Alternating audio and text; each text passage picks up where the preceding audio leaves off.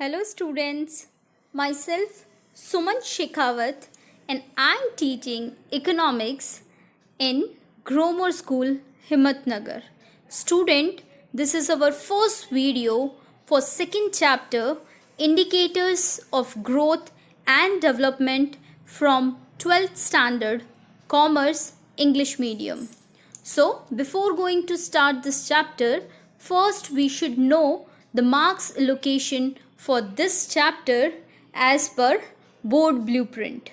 Student, first from section A, there will be 2 questions for 2 marks, and second from section B, there will be 1 question for 1 marks, and after that from section C, there will be 2 questions for 4 marks, and last from section D, there will be 1 question for 3 marks. That means the total marks for this chapter is 10 marks. So this is also very important for your board exams. So let's start. First topics to be discussed in this video, and the first one is introduction part, and after that economic growth, and after that the limitation of economic growth. So let's start the introduction part. The most important objective of the various countries of the world, more so after the Second World War from 1939 to 1944, has been the attainment of economic development. Means student, most important objective, सबसे ज़रूरी उद्देश्य क्या था सभी लगभग अलग अलग countries का आफ्टर सेकेंड वर्ल्ड वॉर? सभी चाहते थे कि वो इकोनॉमिक डेवलपमेंट अपने पर्टिकुलर कंट्री के लिए मैक्सिमम करें. वो ट्राई कर रहे थे कि हर एक कंट्री का इकोनॉमिक डेवलपमेंट मैक्सिमम हो after second world war. Due to the second world war, they were very dangerous for our economy. Right now we are also facing the economic crisis, lot of economic crisis due to coronavirus. And when we talk about our past, we also faced very crucial time after the Second World War.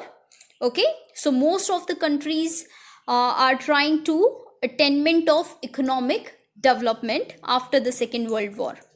And the second point is developing countries attempt to solve problems like unemployment, poverty, hunger, death, inequality of income and wealth distribution, and etc. That means developing countries. What do you mean by developing countries? Those who are trying for development, जो development के लिए try कर रही थी. Okay? तो वो क्या कर रही थी? Attempt to solve. वो ये कोशिश कर रही थी कि उनकी जो डिफरेंट प्रॉब्लम्स है, उनकी प्रॉब्लम्स क्या क्या थी? Unemployment, poverty, hunger, death. That means जो कुपोषण की वजह से जिनको प्रॉपर खाना नहीं मिलता है, उसकी वजह से जो मृत्यु दर थी, उसकी वजह से, और इनइक्वालिटी ऑफ इनकम. हमारा जो देश है वो डेवलपिंग कंट्रीज़ में आता है, और हमारे यहाँ पे भी inequality of income and wealth तो है ही. इसका मतलब ये होता है कि कुछ लोग ऐसे हैं जो बहुत अमीर हैं और कुछ लोग हैं जो बहुत गरीब हैं. कुछ नहीं, बहुत ज़्यादा लोग हैं जो बहुत गरीब हैं. सो ये सारी जो प्रॉब्लम्स हैं उनको सॉल्व करने के लिए ट्राई कर रही थी जो भी डेवलपिंग कंट्रीज थी वो. It should be remember that the need for improving the level of economic development is not for developing countries alone but also for the developed countries, but for different reasons. Means student, it should be remember that ये आप सभी को याद रखना है that the need for improving the level of economic development, economic development के लिए जो ज़रूरी था पर्टिकुलर जो चीज़ें करनी चाहिए थी is not for the developing countries. उसकी ज़रूरत सिर्फ डेवलपिंग कंट्रीज़ को ही नहीं थी, but also for the developed country. जो विकसित देश थे, जो डेवलप थे, लाइक अमेरिका, ब्रिटेन, नॉर्वे, तो ये सारी कंट्रीज ऐसी हैं जो ऑलरेडी डेवलप थी, तो उनको भी क्या था, ज़रूरत थी और ज़्यादा इम्प्रूवमेंट की, या फिर अलग अलग रीजंस की वजह से सभी को कुछ ना कुछ करते ही रहना पड़ता है. So we know in further slide that what is the different reasons for both, for developing and for developed. Okay, like developing countries aim to improve the standard of living of the people by reducing poverty and unemployment, while the developed countries aim to maintain the prevailing higher standard of living. Means difference क्या था वो हम यहाँ पे देख लेते हैं कि जो developing countries थी, जो डेवलपमेंट चाह रही थी और ज़्यादा करना चाह रही थी, तो उनका एम, उनका उद्देश्य ये था कि वो अपना स्टैंडर्ड ऑफ लिविंग को इम्प्रूव करें, अपने देश में से गरीबी को रिड्यूस करें, रिड्यूसिंग पुअर्टी और अनएम्प्लॉयमेंट को हटाएं. तो हमारे मेन जो एम्स थे वो ये थे. Developing countries, India also include in developing countries, इसलिए हम ये कह सकते हैं कि हमारे एम क्या है, यहाँ का स्टैंडर्ड ऑफ लिविंग इम्प्रूव करना, देन पुअर्टी रिड्यूस करना, अनएम्प्लॉयमेंट रिड्यूस करना. जबकि वाइल डेवलप्ड कंट्रीज एम, जो डेवलप्ड कंट्रीज हैं उनका क्या एम है, maintain the prevailing higher standard of living. जो एक उनका स्टैंडर्ड बन चुका है उसको मेंटेन करना भी ज़रूरी है. वो डाउन भी हो सकता है और अपग्रेड भी हो सकता है, लेकिन ऑलरेडी वो उस स्टेज पे आ गए हैं, तो उनको वो अपना एक स्टेटस मेंटेन करके रखना वो उनका एम था. Okay, now general economic development and economic growth are consider to be same. सामान्य तौर पे अगर हम देखें तो both are same. Economic development और इकोनॉमिक ग्रोथ को हम एक ही मानते हैं. दोनों वर्ड्स हम ज़्यादातर जब भी हमारे देश में कुछ अच्छा हो रहा है तो उसके लिए हम इकोनॉमिक ग्रोथ भी कह सकते हैं, इकोनॉमिक डेवलपमेंट भी कह सकते हैं. But few economics have always consider economic growth and economic development as differ. लेकिन कुछ ऐसे इकोनॉमिक्स हैं, अर्थशास्त्री हैं, जिन्होंने हमेशा इकोनॉमिक ग्रोथ और इकोनॉमिक डेवलपमेंट को डिफरेंट माना है, दोनों को अलग अलग माना है.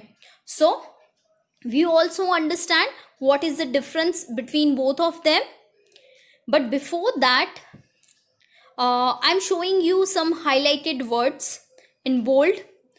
So these are very important for your 1 marks question. It may be comes in your board exam as a MCQ or one word answer. So please remember that, focus on particular that according to Professor Mrs. Ursula Hicks, the solution for the economic problems of developing countries is economic development. Means जो professor Ursula Hicks थी, उनका मानना था कि जो भी developing countries की economic problems के लिए जो सॉल्यूशंस वो करती है, तो वो उनके लिए इकोनॉमिक डेवलपमेंट कहलाता है. जैसे कि हमारा देश, अगर हमारी प्रॉब्लम्स क्या है, पुअर्टी रिड्यूस करना, अनएम्प्लॉयमेंट को रिड्यूस करना, तो इनके लिए जो भी हम सॉल्यूशंस करेंगे वो हमारे लिए as a economic development refer होगा. But for the developed country it is economic growth. लेकिन यही उनकी जो सॉल्यूशंस हैं वो उनके लिए इकोनॉमिक ग्रोथ कहलाएगा, क्योंकि ऑलरेडी वो उस स्टैंडर्ड पे पहुंच चुके हैं. उसके बाद में वो उनको रिड्यूस नहीं कर सकते, बट उनको मेंटेन करना है, इसलिए वो उनके लिए इकोनॉमिक ग्रोथ होगा और हमारे लिए इकोनॉमिक डेवलपमेंट होगा. अब हम इसको और ज़्यादा अच्छे से समझ पाएंगे when we know the meaning of economic growth, the definition of economic growth and the limitation of economic growth.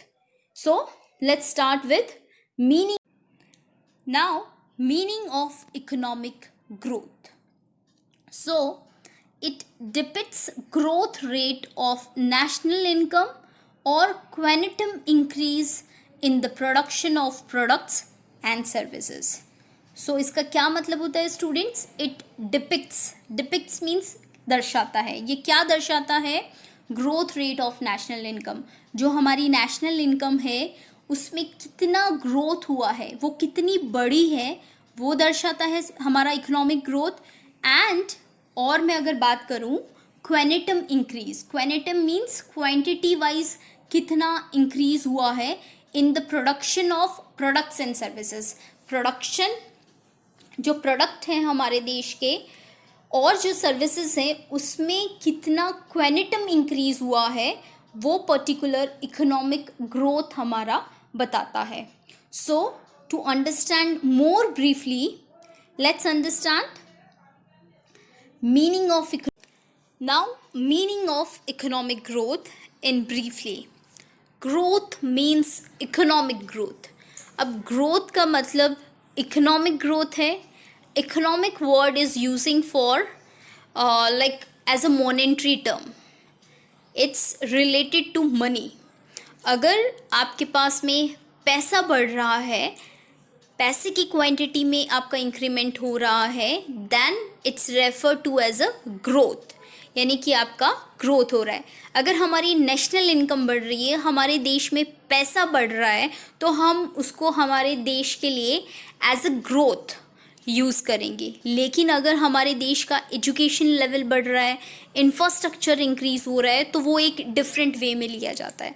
But अगर सिर्फ और सिर्फ मॉनेटरी वैल्यूज़ इंक्रीज़ हो रही है तो उसको हम ग्रोथ मानते हैं. तो पहला सेंटेंस हमारा यही बताता है कि growth means economic growth. Economic growth relates to the long run. Long runs means ये शॉर्ट टर्म के लिए नहीं होता है, ये एक लंबे समय के लिए यूज़ किया जाता है. अगर हम इकोनॉमिक ग्रोथ को फाइंड आउट करना चाहते हैं तो it is released by related to long term. लंबे समय तक जो चेंजेस आते हैं उससे हम इकोनॉमिक ग्रोथ को रेफ़र करते हैं. जैसे कि increase in the total output of an economy. हमारी इकोनॉमी में जो टोटल आउटपुट है, अगर उसमें इंक्रीमेंट होता है, वो इंक्रीज़ होता है. In economic growth there is a continuous increase in the real national income. Continuous means it is a long run. पहले ही मैंने आप लोगों को बता दिया है कि economic growth relates to long run, लंबे समय के लिए होता है. तो continuously ये थोड़ा थोड़ा increase होना ही चाहिए, continuously increase होना चाहिए in the real national income. Real word is using for the particular financial year. किसी एक साल का अगर हम फाइंड आउट करना चाहते हैं तो उसके लिए हम रियल वर्ड यूज़ कर रहे हैं, that for any particular financial year. And the real per capita income में अगर कंटिन्यूसली इंक्रीमेंट हो रहा है, कंटिन्यूसली वो इंक्रीज हो रहा है, तो उसको हम इकोनॉमिक ग्रोथ से रेफर करते हैं. Such growth is possible. अब ऐसी ग्रोथ कैसे पॉसिबल होती है? Due to the increase in the supply of factors of production. जब हमारे factors of production, I already explain you about the factors of production like land, capital, labor, entrepreneur, जब उनके supply में increase हो जाता है and due to this ability उनकी increase हो जाती है and increase in their productivity. अगर आपके factors of production की supply increase हो जाएगी तो आपकी productivity ऑटोमेटिकली इंक्रीज हो जाएगी. कैसे?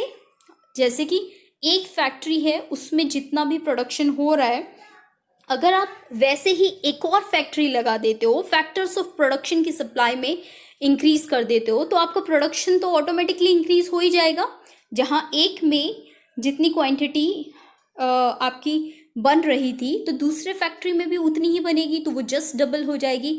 इन shortly it can be said that the supply of factors of production, their availability, their productivity and efficiency tend to increase, leading to a continuous increase in real national income and real per capita income. अगर हम छोटे तौर पे देखें तो हमारा जब supply of factors of production बढ़ेंगी, उनकी अवेलेबिलिटी बढ़ेगी, उनकी प्रोडक्टिविटी बढ़ेगी, उनकी इफ़िशियंसी बढ़ेगी, तो उससे क्या होगा? कंटिन्यूसली हमारी रियल नेशनल इनकम भी ऑटोमेटिकली बढ़ेगी, हमारा पर कैपिटा इनकम भी ऑटोमेटिकली बढ़ेगा. जब हमारा प्रोडक्शन ज़्यादा होगा तो हमारे पास पैसा भी ज़्यादा आएगा, हम ज़्यादा सामान बनाएंगे, हमारे पास ज़्यादा पैसा आएगा, तो हमारी नेशनल इनकम ज़्यादा होगी. हमारी नेशनल इनकम ज़्यादा होगी तो पर कैपिटा इनकम भी ज़्यादा होगी.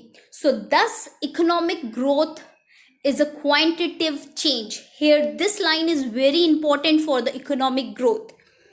If you want to understand the meaning and the difference between economic growth and economic development, this sentence is very important, that economic growth is quantitative change. Economic growth में quantitative change आते हैं, quantity increase होती है, यानी एक की जगह 2 का प्रोडक्शन हम करते हैं. जहां हम 1 पेन का प्रोडक्शन कर रहे थे वहां हम 3 पेन का प्रोडक्शन करेंगे या 4 पेन का प्रोडक्शन करेंगे. हम हमारी क्वांटिटी को इंक्रीज कर रहे हैं, तो उसको हम as a economic growth refer करेंगे, यानी कि हमारा इकोनॉमिक ग्रोथ हो रहा है. Okay, economic growth shows the increase in output and gross national output. Economic growth rate क्या शो करता है? हमारा जो आउटपुट है, जितनी भी प्रोडक्टिविटी होती है उसमें इंक्रीमेंट शो करता है. हमारा ग्रॉस नेशनल आउटपुट में इंक्रीमेंट शो करता है. Which countries economic status is depreciated. That means उससे क्या दर्शाया जाता है? हमारा इकोनॉमिक स्टेटस, कि हम कितनी प्रोडक्टिविटी ज़्यादा से ज़्यादा कर सकते हैं. अगर हमारे यहाँ प्रोडक्टिविटी ज़्यादा से ज़्यादा हो रही है, दैट मीन्स हम इकोनॉमिकली ग्रोथ कर रहे हैं, हमारे यहाँ पे सब कुछ बढ़ रहा है. And it also helps in a comparative evolution of economics of 2 countries.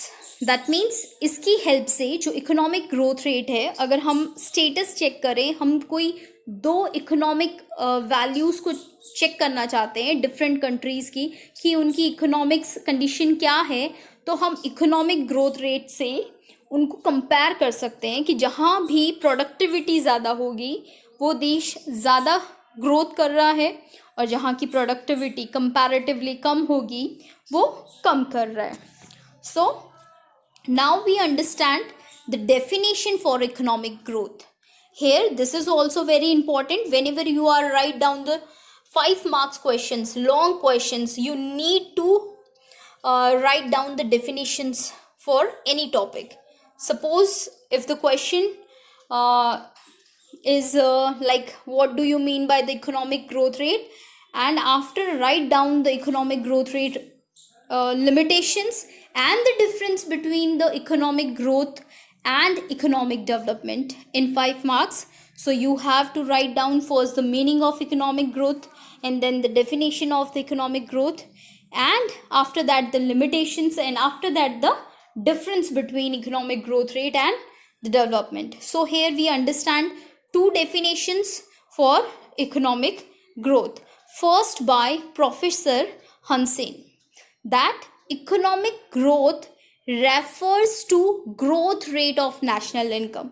The word you understand कि economic growth क्या रेफर करता है? Growth rate of national income. हमारे नेशनल इनकम की ग्रोथ रेट क्या है, वही रेफर करता है इकोनॉमिक ग्रोथ. अगर वो इंक्रीज कर रही है तो हमारा इकोनॉमिक ग्रोथ हो रहा है, अदरवाइज नहीं हो रहा है. और दूसरा, rise in total quantum of goods and services, यानी गुड्स एंड सर्विसेज में हम क्वांटिटी वाइज कितना राइज कर रहे हैं, कितना बढ़ रहे हैं, उससे भी हमारा इकोनॉमिक ग्रोथ रेफर होता है. Here the 2 things are included in this definition. First one is growth rate of national income, and second rise in total quantum of goods and services.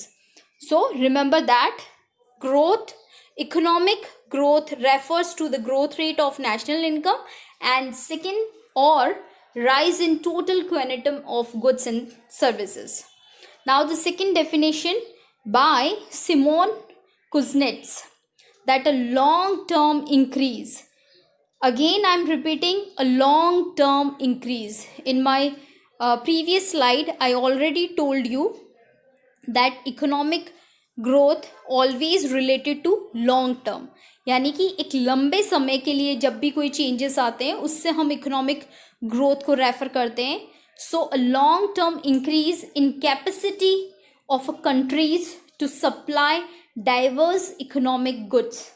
That means हमारी जो country की capacity है different economic goods के लिए, अगर वो increase हो रही है टू इट्स पीपल, अपने लोगों के लिए वो मैक्सिमम गुड्स को प्रोवाइड करवा रहा है, प्रोडक्शन बढ़ेगा तभी वो अपने लोगों के लिए ज़्यादा से ज़्यादा डिफरेंट गुड्स को प्रोवाइड करवा पाएगा, और उसी को हम क्या बोलते हैं, इकोनॉमिक ग्रोथ.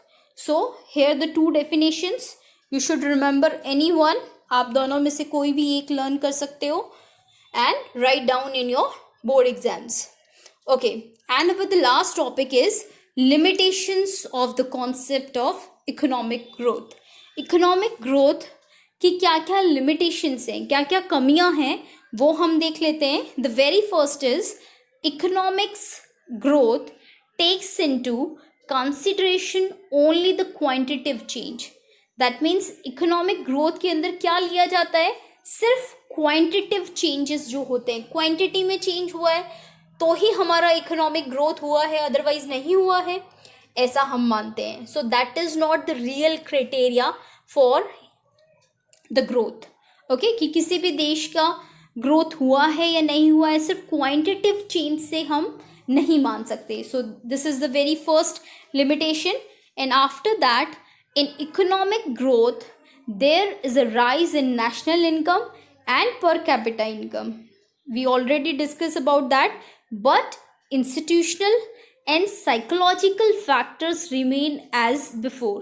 इसके अंदर ये तो बताया गया है कि हमारी नेशनल इनकम में राइज होता है, हमारी पर कैपिटा इनकम में राइज होता है, लेकिन इंस्टीट्यूशनल और साइकोलॉजिकल जो फैक्टर्स है वो तो वैसे के वैसे ही रहते हैं.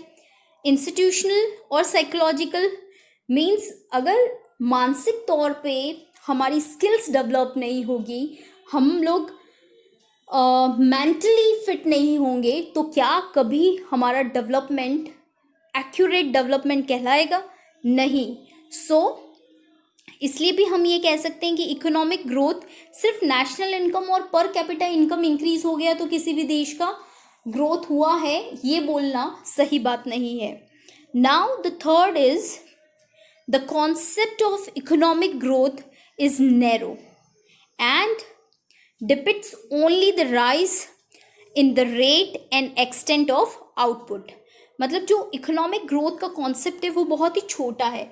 वो सिर्फ क्या दर्शाता है, राइज इन द रेट, पैसे में कितनी बढ़ोतरी हुई है. हमारे जो नेशनल इनकम की बात हम करते हैं तो उसमें जो भी बढ़ोतरी होती है वो हम लेते हैं, और extent of output, extent of output means जो भी हमारी प्रोडक्टिविटी इंक्रीज हुई है, जो हमारा क्वांटिटिवली जो हम इंक्रीमेंट करते हैं, सिर्फ हम ये दो चीज़ें ही इसमें इंक्लूड कर रहे हैं. तो इकोनॉमिक ग्रोथ एक नैरो कॉन्सेप्ट है, बहुत ही छोटा कॉन्सेप्ट माना जाता है, जिसमें सिर्फ रेट जो है वो राइज होती है तो हम उसको इंक्लूड कर लेते हैं, और एक्सटेंट ऑफ आउटपुट यानी कि प्रोडक्टिविटी अगर इंक्रीज हो रही है तो उसको इंक्लूड कर लेते हैं. And now the fourth point is the concept of economic growth is not of much use in understanding the welfare of the people. Means जो इकोनॉमिक ग्रोथ का कॉन्सेप्ट है वो ज़्यादा यूज नहीं आता है वेलफेयर ऑफ द पीपल. लोगों का कितना कल्याण हो रहा है, लोगों का स्टैंडर्ड कितना इंक्रीज हो रहा है, वो हमें इकोनॉमिक ग्रोथ में समझ में नहीं आता. इकोनॉमिक ग्रोथ में तो सिर्फ पैसा बढ़ा है अगर हमारे देश में, तो हम ये मान लेते हैं प्रोडक्शन की क्वांटिटी में इंक्रीमेंट हुआ है तो हमारा ग्रोथ हो गया, हम ये चीज़ इंक्लूड करते हैं. बट लोगों के लिए कितना अच्छा हुआ है या नहीं हुआ है ये हम नहीं मान पाते. सो इसके लिए अगर मैं आपको एक एग्जाम्पल दूँ, लाइक हमारे देश के अंदर 1%, ओनली 1% ऐसे लोग हैं जिनके पास में मैक्सिमम पैसा है हमारे देश का, और जब वो इंडस्ट्रीज़ लगाते हैं तो हमारे देश का नेशनल इनकम डेफिनेटली इंक्रीज़ होती है, क्वांटिटीज़ इंक्रीज़ होती है, हमारा देश ग्रोथ तो कर रहा है. बट जो लोग गरीब हैं, जो पुअर हैं, उनके लिए क्या हो रहा है, वो आज भी उसी कंडीशन में है. वेलफेयर ऑफ द पीपल, लोगों के कल्याण के लिए नहीं सोचा जाता है, उनका स्टैंडर्ड इम्प्रूव नहीं होता है. नेशनल इनकम डेफिनेटली इम्प्रूव हो रही है तो उसको हम ओवरऑल इकोनॉमिक ग्रोथ से रेफर करते हैं. तो इससे नहीं मान सकते कि कोई भी देश इतना अच्छे से डेवलप हो रहा है. सो इकोनॉमिक ग्रोथ को एक बहुत ही नैरो कॉन्सेप्ट माना गया है जिसमें सब कुछ शामिल नहीं है. ये सिर्फ दो ही पॉइंट्स पे बेस्ड है. एक तो ग्रोथ जो होती है particular rise in the rates है, यानी कि मनी टर्म के अंदर जो भी इंक्रीमेंट हो रहा है हमारी नेशनल इनकम में, उसको हम कंसिडर कर लेते हैं, और प्रोडक्टिविटी में जितना भी इंक्रीमेंट हो रहा है उसको हम इंक्लूड कर लेते हैं। तो उससे ओवरऑल डेवलपमेंट कभी भी नहीं पहचाना जाता। Okay, thank you so much for watching my video, and stay home and be safe from COVID-19. Shortly, I will come with my next video. If you have any doubts, then please contact on my personal number.